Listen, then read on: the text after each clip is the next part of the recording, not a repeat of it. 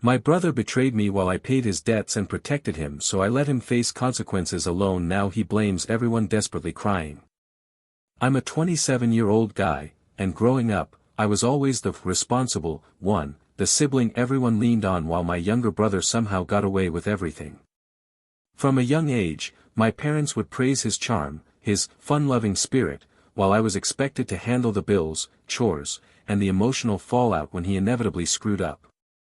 He would skip school, borrow money he couldn't repay, or make some impulsive decision that left a mess for someone else to clean, and somehow, it was always my job. "You're so mature for your age," they'd say to me, as if being the calm, reliable one was a badge of honor rather than a chain I carried. Friends would quietly whisper about how lucky my brother was, how he didn't have to worry about anything, and I'd smile politely, pretending I wasn't simmering with frustration. I remember the night sitting at the kitchen table, staring at overdue bills while he played video games in the next room, oblivious. "Can you cover this one too?" he'd ask, his grin wide, acting like it was no big deal. And I'd sigh, nod, and pull out my card, thinking, this is what family does. I protect the people I love. Even when it cost me sleep, social plans, or my own sense of freedom, I believed shielding him from the consequences of his actions was simply my role. I learned to anticipate his chaos, fix his mistakes before they became disasters, and smile through the exhaustion. It became a pattern, a silent contract that I carried without complaint. I would bear the burden, he would live freely, and the world would keep spinning. Somewhere deep down, I thought this was loyalty, love, and duty rolled into one. I didn't realize yet how much it was shaping me, quietly molding every choice I made, every sacrifice I silently endured, until it all came crashing down in ways I never saw coming. It started small at first, loans he said he'd pay back, little promises that never materialized. I remember one afternoon, he came into my room with that same sheepish grin, holding a crumpled bill. "Hey, can you cover this?" "It's just this once," he said, casually tossing it onto my desk. I glanced at the amount and my chest tightened. Just this once, I thought, but those words had been said hundreds of times before. I sighed, sliding my card across the table, and he smiled like I was the hero in his story. Friends would sometimes comment, "Man, you're too good to him," but I'd laugh it off, forcing a smile.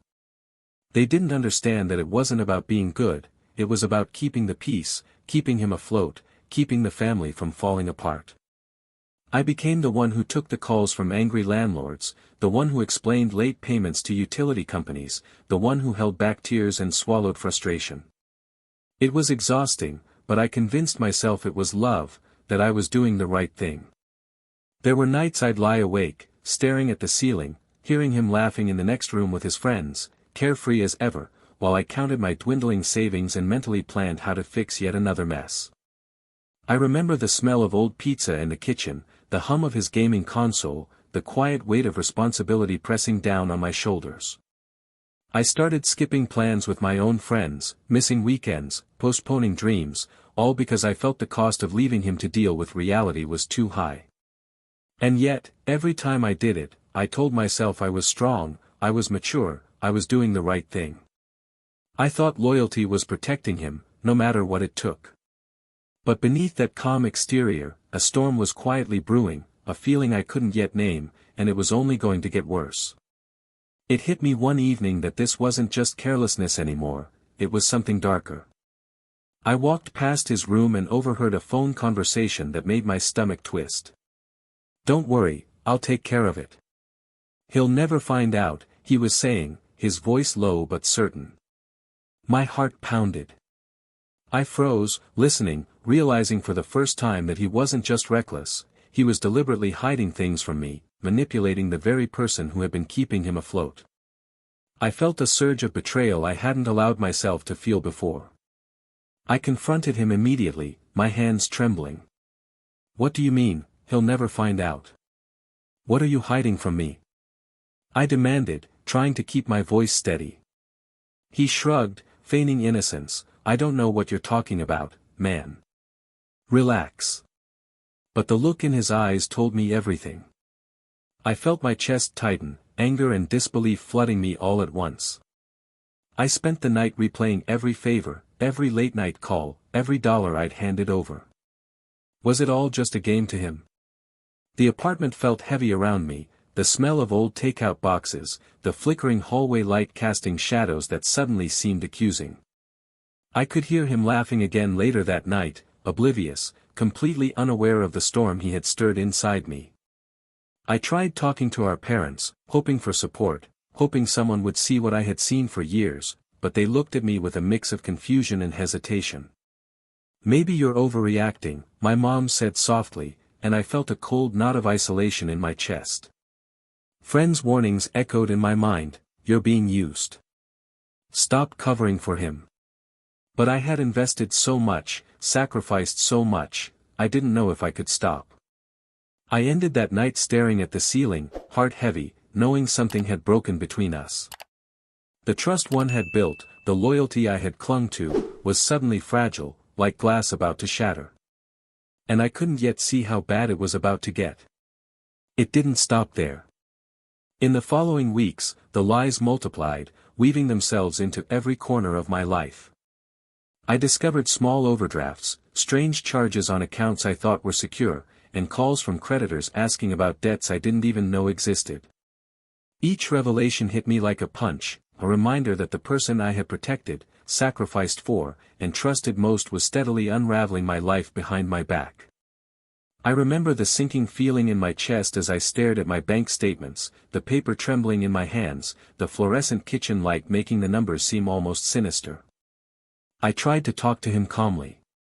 "Why didn't you tell me about this? You know I handle things for you because I want to help," I said, my voice shaking. He smirked, leaning against the doorframe. "Relax, it's not a big deal. I'll fix it eventually." His casual tone made my blood boil. Eventually? Every "eventually" had been another disaster I had to clean up. The worst part was how easily he turned the blame. When I pressed for answers, he'd sigh dramatically, throwing me under the spotlight. "Why are you always on my back? You never let me breathe." My parents, tired of the constant tension, quietly told me to "let it go," or "stop overreacting," and I felt the walls closing in. Friends tried to reach out, but how do you explain a life where every choice you make to protect someone is slowly eroded by their deception? I remember the nights lying awake, staring at the ceiling, hearing his music thrum through the thin walls, the smell of old snacks in the kitchen mixing with my rising panic. My own apartment felt suffocating, a constant reminder of responsibility I didn't sign up for. And yet, despite all of this, I kept thinking I could somehow fix it, that loyalty meant enduring it all. But deep down, I knew something had to change, though I had no idea how much worse it was about to get. Everything came crashing down one afternoon, and I realized just how deep his betrayal went. I was going through the mail when I found a notice from the bank. He had taken out a massive personal loan in my name. My stomach dropped. How could he? How could he drag me into this without telling anyone? I felt like the ground had disappeared beneath me. I confronted him immediately, my voice breaking despite my best efforts to stay calm. "What is this? You put my name on a loan. Thousands of dollars I don't even have," I shouted, pacing the small living room. He leaned back in his chair, smirking. "Relax, it's fine. You always overreact." I didn't think it would be a big deal. I could feel my heart pounding so hard it might burst. Overreact? Overreact? I had spent years protecting him, covering his messes, sacrificing my own life, and this was his thanks. I called my parents, hoping for support, but they wavered, unsure who to believe. "Maybe he didn't understand the consequences," my mom said softly, and I felt a cold weight settle in my chest. Friends texted, some in disbelief, some angry. "You've been enabling him. He's using you." I couldn't ignore it anymore. This wasn't carelessness, it was deliberate, and I was standing at a crossroads. That night, I sat alone in my apartment, the glow of my laptop casting shadows on the walls, the hum of the fridge in the background, feeling the full weight of every sacrifice I had made. The room smelled faintly of stale coffee and anxiety, and I finally admitted to myself the truth: I couldn't protect him anymore. He had manipulated, lied, and taken everything I offered for granted. Something had to change, and I knew the next steps I took would define not just him, but me. And yet, even with clarity, I felt a twinge of fear. I didn't yet know the storm this would unleash. It all hit me at once a few days later, the full weight of what he'd done. I got a call from the bank, sharp and clinical, the kind that makes your stomach drop. "Sir, you are the primary borrower on this account. Payment is overdue. Legal action will commence if this isn't resolved." My hands shook so violently I almost dropped the phone. I sank onto the couch, the room spinning, the faint smell of his leftover snacks and my cold coffee mixing in the air. I felt trapped, suffocated, like I was drowning in a life I didn't choose. I tried calling him, screaming through the phone, "What were you thinking? Do you realize what you've done?" His voice was calm, almost mocking. "You'll figure it out. Stop panicking," he said, as if my life wasn't crumbling around me. I remember pacing the small living room, the hum of the refrigerator echoing, the streetlights outside casting long shadows across the floor, and feeling a deep, unrelenting despair. For the first time, I felt completely alone. Even my parents were hesitant to intervene. "Maybe he didn't know better," my mom said, her voice quivering slightly, but it sounded hollow. Friends reached out, their messages of support blending with advice: "You can't keep covering for him. Let him face this." I felt a mix of relief and terror, realizing the safety net I'd built for him was gone, and my life was teetering on the edge. I spent the night staring at the ceiling, heart pounding, chest tight, mind racing. Every memory of helping him, bailing him out, every sacrifice I made, it all collided into one overwhelming, bitter realization: I couldn't save him anymore. The trust, loyalty, and love I thought would protect us both had turned into chains that nearly broke me. And in that darkness, I knew that something had to change, but the path forward was terrifying, uncertain, and completely on my own. After that night, I finally made a decision I should have made years ago: I wasn't covering for him anymore. I sat him down in the living room, my hands trembling but my voice firm. "I can't keep paying your debts. I can't keep fixing your mistakes. This stops now." He laughed, the kind of bitter, incredulous laugh that made my stomach churn. "You can't do this to me. I thought you cared," he yelled, his eyes wide, almost desperate. I felt a pang of guilt, but I pushed it aside. "No. I've been caring too much. I've been enabling too much. I called the bank, put protections on my accounts, and documented everything. I told my parents, firmly, that I would no longer be the one cleaning up after him." They hesitated at first, unsure how to react, but slowly they began to see what I had endured all these years. Friends reached out again, and this time I let their support anchor me instead of drowning in guilt. The first few days were rough. He paced our small apartment, throwing tantrums, pleading, accusing me of betrayal. "Why are you doing this to me? You're supposed to have my back," he screamed. I didn't answer. I just watched him flail, realizing for the first time what it felt like to stand back and not be the safety net. The apartment felt heavy at first, the lingering smell of old snacks and his frustration thick in the air, but with each passing hour, I felt lighter. For the first time, I was in control of my life again. I finally understood that loyalty didn't mean sacrificing yourself for someone who would never take responsibility. And yet, as I watched him realize that no one was coming to save him this time, I couldn't shake the uneasy tension. He was about to face the consequences alone, and the storm was just beginning. I watched him unravel in ways I'd only imagined in my worst nightmares.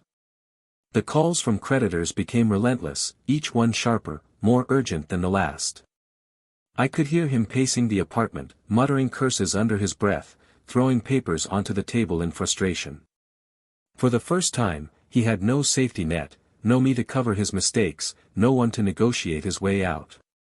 The desperation in his voice when he called our parents was almost laughable if it weren't so painful to witness. "Why aren't you helping me?" he shouted, his voice cracking, eyes red from sleepless nights. My parents tried to reason with him, but even they were firm now. "You need to deal with this yourself. You've had years of protection, now it's on you." I stayed silent, sitting in my room, heart pounding, listening to the chaos. For the first time, I felt a strange mix of vindication and relief. He was facing the reality I had warned him about countless times, and it wasn't pretty. The apartment smelled of tension, old takeout, and despair, the hum of the fridge somehow louder than usual.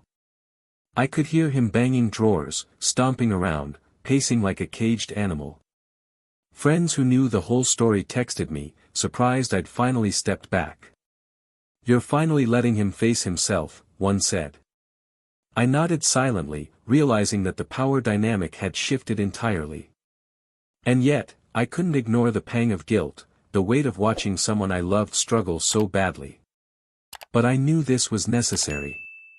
For the first time, he would understand that life didn't bend to his whims, and I would no longer be the one holding everything together.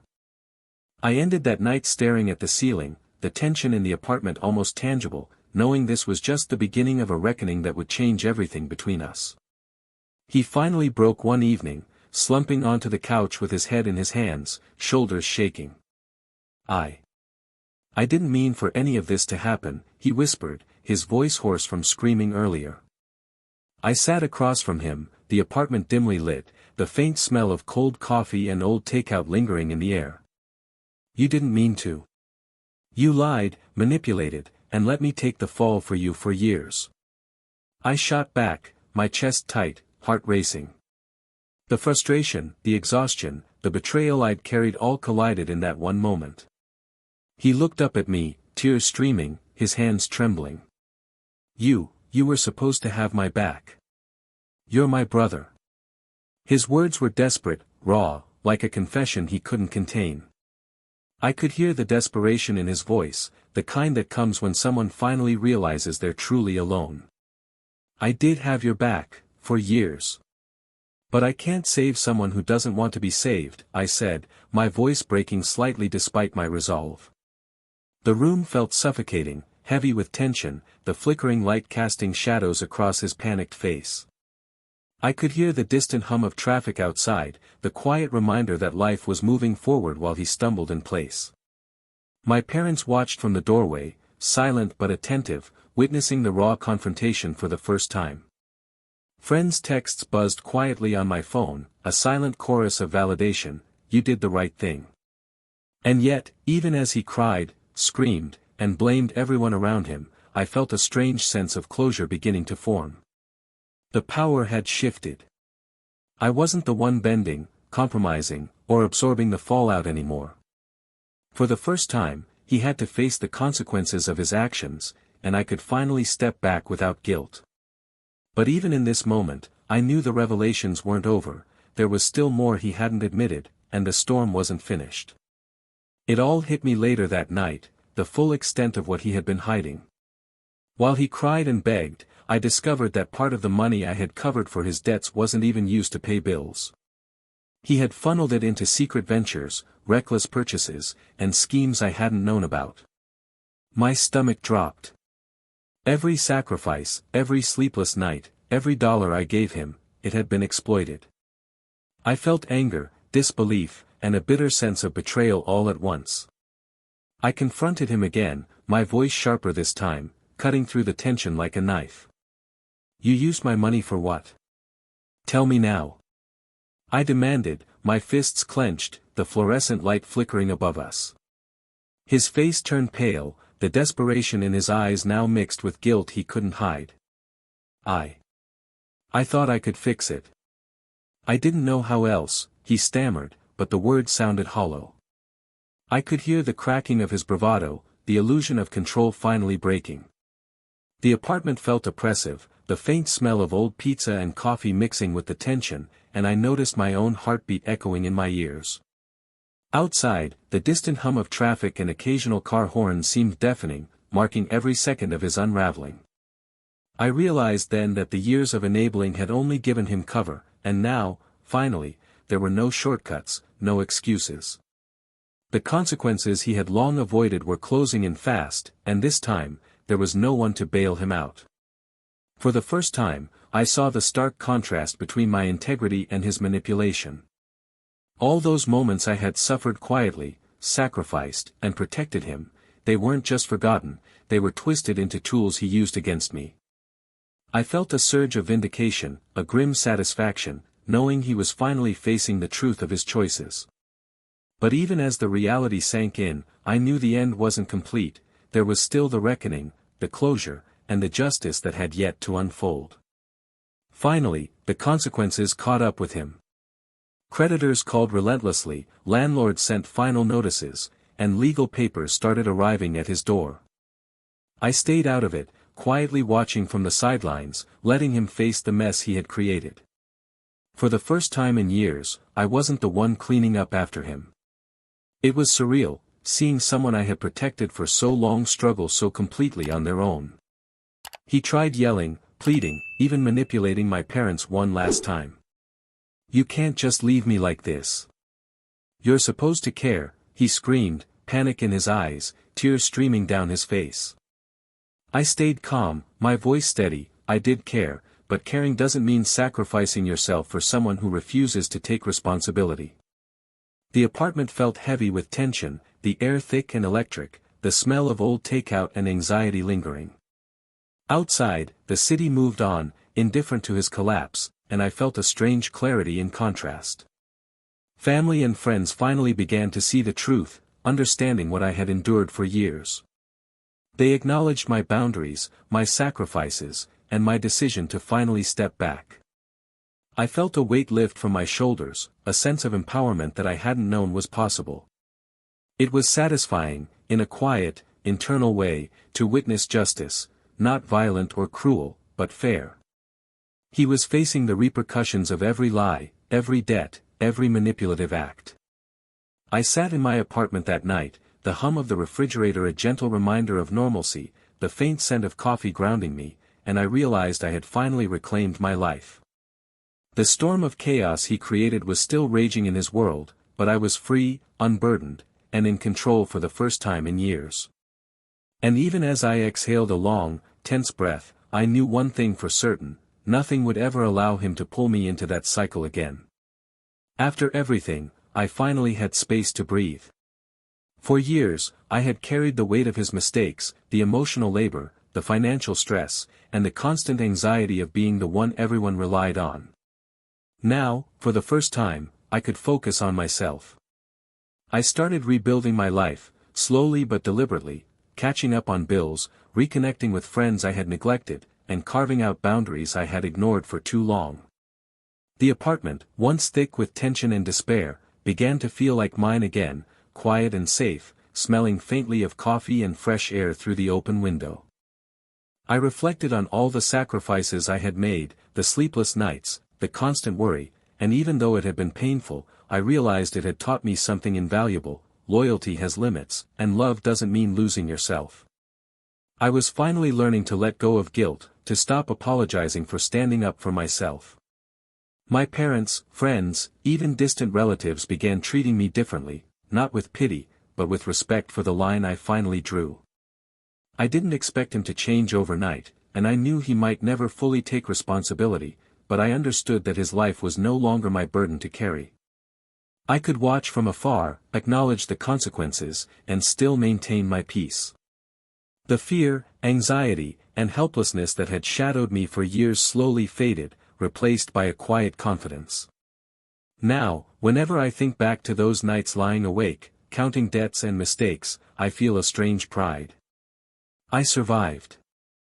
I reclaimed my life. And for the first time, I felt truly free, knowing that protecting myself didn't make me any less loyal, it made me strong. And as I closed the door to that chapter, I could finally breathe, knowing the future was mine to shape, unshackled by his chaos.